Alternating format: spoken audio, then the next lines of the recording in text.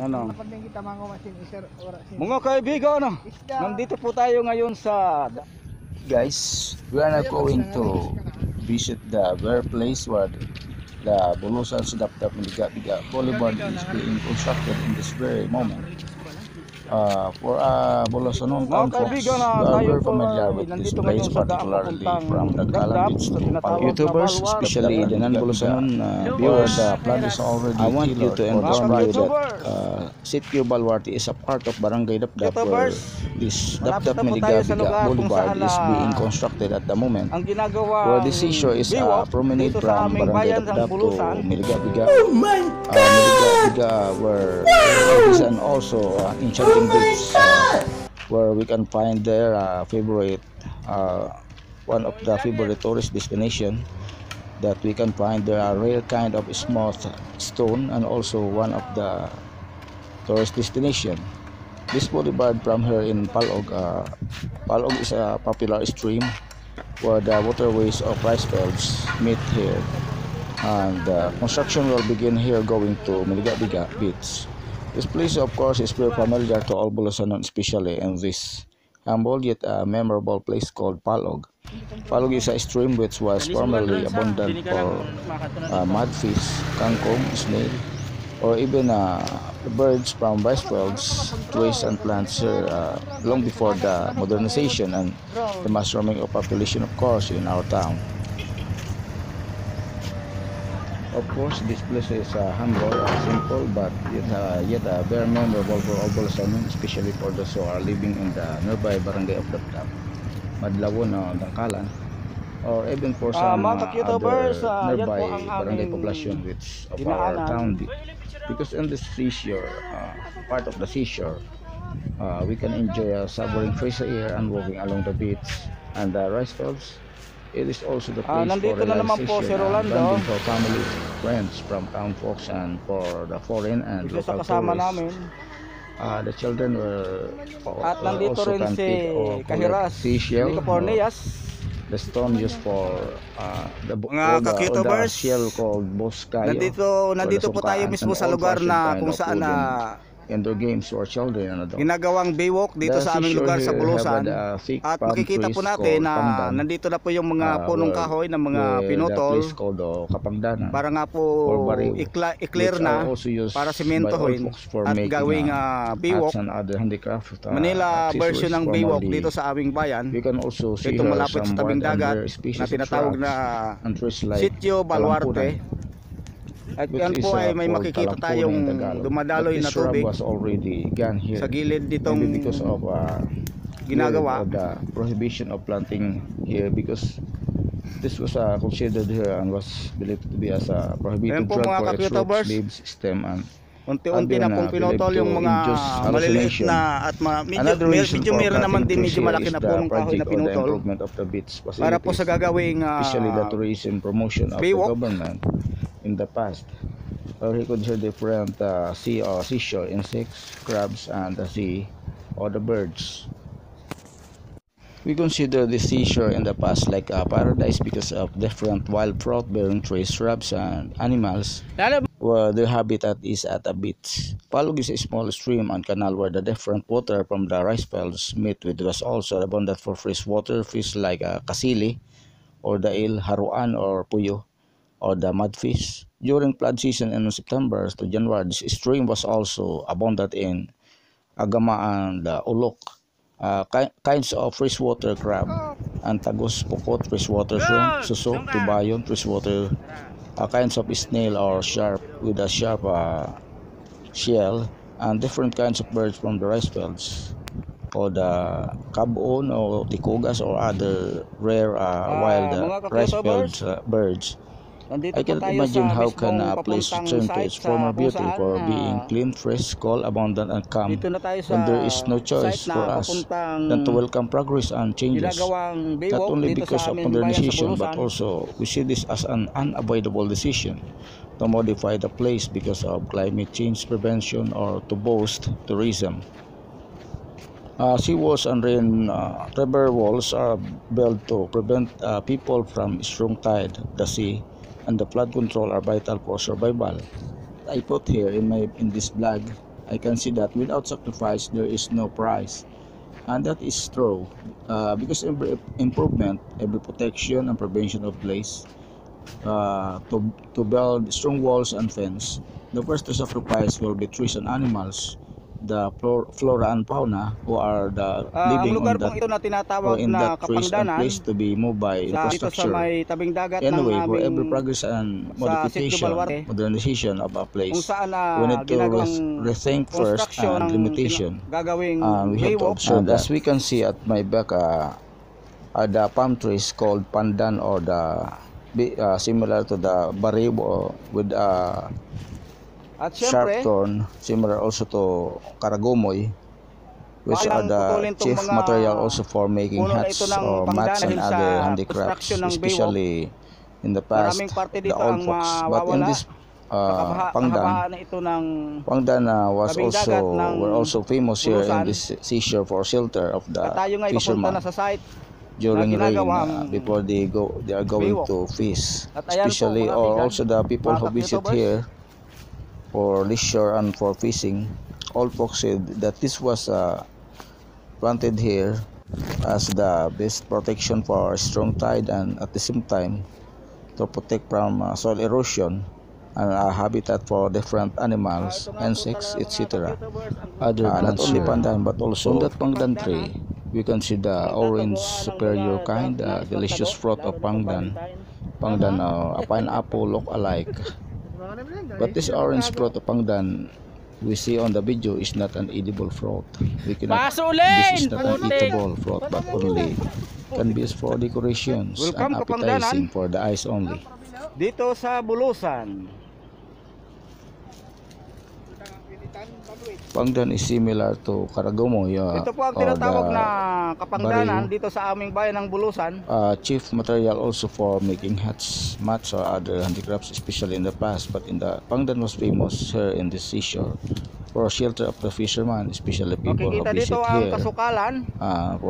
The old folks say that this was planted here as the best protection for the strong tide, and at the same time a habitat for different animal, insects, etc. Not only Pangdan but also other animals, the flora and fauna. Ngunit malapit na po was also itong mawala. abundant here in the past. Also kind of played on the sandy beach. Dahil babawasan na ito. We could find also here balukas, a shrub with a small green fruit used for bamboo toy gun ballets of children in the past. We had also here lagundi, which is not the same with what we know today as a cure for cough. This lagundi is different. This shrub with a flower and a small fruit is also for bamboo toy gun ballet for children. Another was the kalampunay, which is not available now here. So as we can see, the heavy equipment is already working on the site to start clearing and digging to lay the foundation of Boulevard. And we can see the uprooted trees in the sandy ground. This place is also the habitat for birds, reptiles, etc.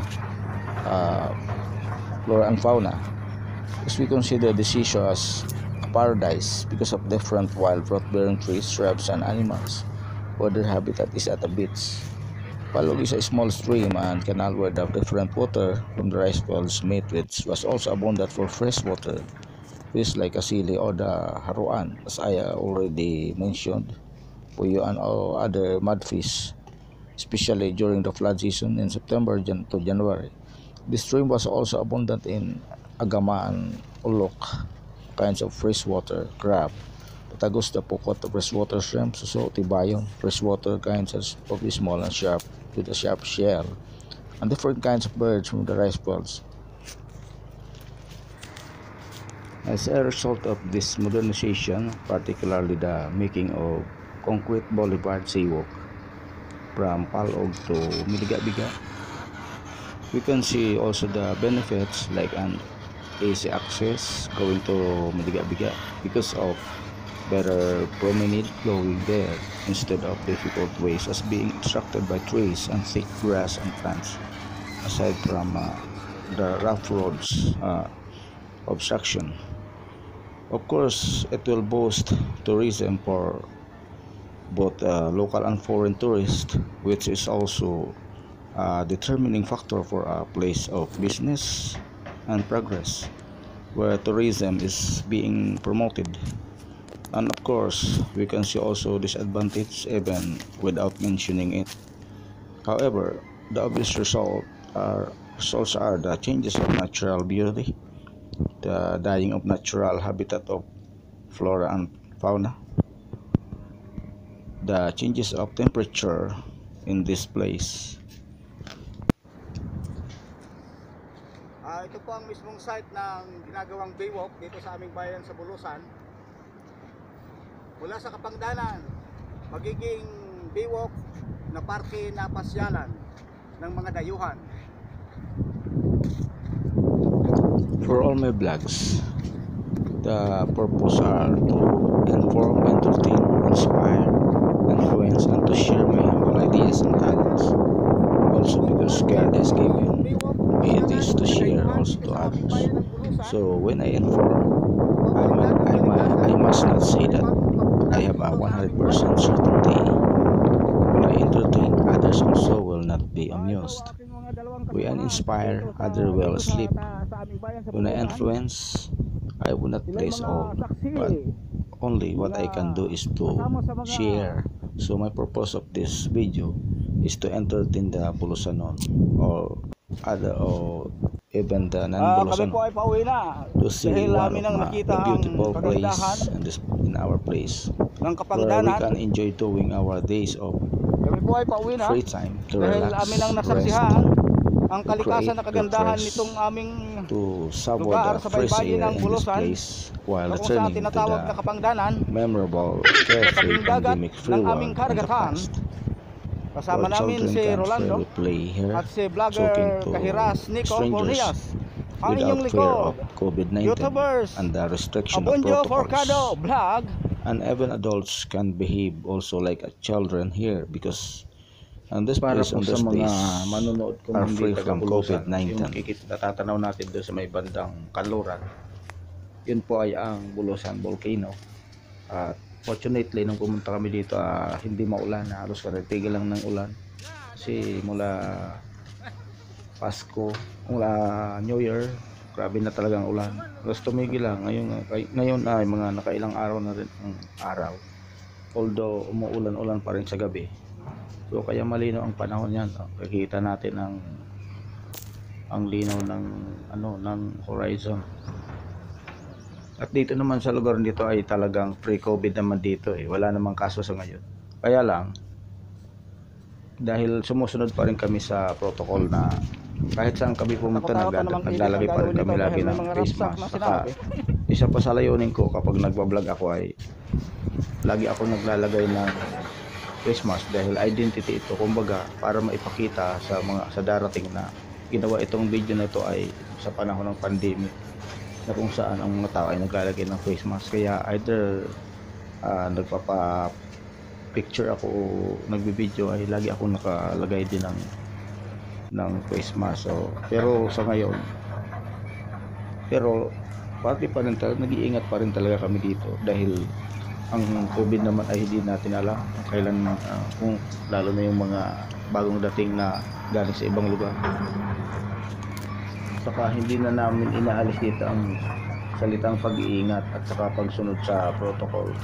Talagang yun ang nakaugalian kami. Pero kung kami lang naman mag-isa, siyempre halimbawa nag-iisa ka lang naman, katulad dito malalawak na lugar, siyempre wala kaming mga face mask.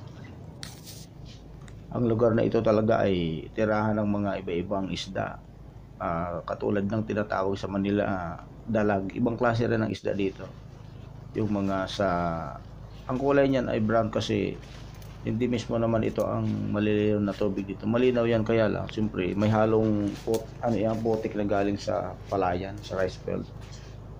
Dahil ang palog na tinatawag dito ay isang stream o dito nagmi-meet yung mga tubig mula sa mga palayan na may mga kasama siyempre yung mud na galing sa mga rice fields. Pero kung susuriin yung tubig, ang quality ng tubig ay talagang malinis yan. Although meron na rin mga ilang impurities na nakakahalo na rin dahil nga sa dala ng mga pagbabago rin dito sa aming lugar. Tulad nga na nakikita natin, ayan, nakikita natin ng isang heavy equipment o backhoe na siyang pumapatag, naghuhukay para for the laying of foundation ng gagawing pundasyon na boulevard, promenade o yung dito na magmumula dito. Ang nakikita nating tubig yan ay mula sa bahagi ng paloob na siyang kung saan nagtatagpo yung iba't ibang source ng tubig na mula sa palayan. Mula sa Kapangdanan, may lalabas na baywalk, may lalabas na parke. Ito ba sa ako daw mo ng parting ito ng beach na to, meron din namang masasabing white sand. Hindi nga lang katulad ng Boracay na halos lahat ng bahagi ay makikita natin puti ang buhangin. Pero dito sa Bulusan, bagamat ang quality ng tubig at buhangin ay napakalinis, pero hindi talaga siya puti. Ginagawa ngayon. Yun ang kulay ng lupa at mga bato na maliliit. Pero may parte dito na masasabi ring puti katulad niya. Ang kalawakan ng Baluarte, Sitio Baluarte. Makikita natin na buhangin na gagawin hindi ay part ng main beach na tinatawag. Makikita mula dito ang Mount Bulusan. Nasa kalayuan pag nilakad mo. Yung pagmumula ng paggawa ng boulevard, malayo na yun sa tinatawag dito na main beach na pinaka-resort dito sa Bulusan. Ang main beach kasi, yun ang may parte na pinaka maganda paliguan talaga na kulang sa halos hindi siya mabato at malinis ang pinakamalinis ang tubig at mga yung gilid, saka yung tamang-tama lang ang lalim na kahit mag high tide. May parte kasi dito na delikado paliguan dahil biglang lumalalim at talagang malalim.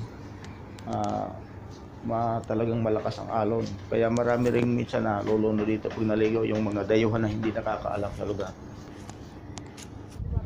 Kami po ay pauwi na dahil amin ang nakita ang kagandahan ng Kapangdanan. Kami po ay pauwi na dahil amin ang nasaksihan ang kalikasan na kagandahan nitong aming lugar sa baybayin ng Bulusan na kung saan tinatawag na Kapangdanan. Sa tabing dagat ng aming karagatan, kasama namin si Rolando at si vlogger Kahiras Nico Pornias, ang inyong likod, YouTubers Abonjo Forcado Vlog.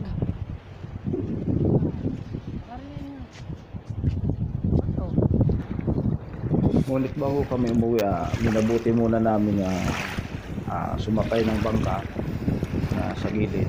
Pero siyempre iningatan naman namin dahil hindi naman sa amin yun. At siyempre binalik rin namin ulit matapos. Medyo madali lang naman yun para for video at purpose lang sa amin ginawa. At mabuti naman meron naman background at alam sa bangka. Ala, ang bata ta. Iyagi man.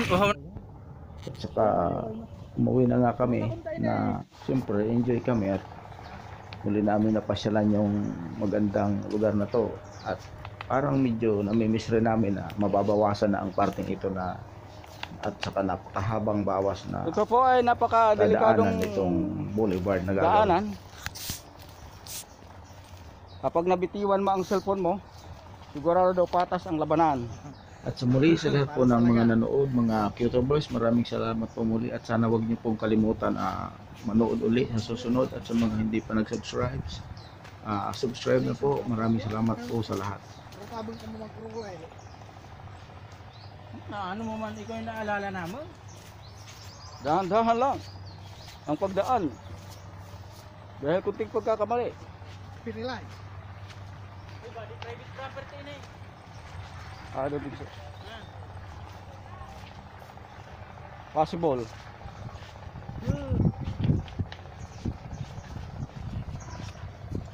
Makikidaan lang naman.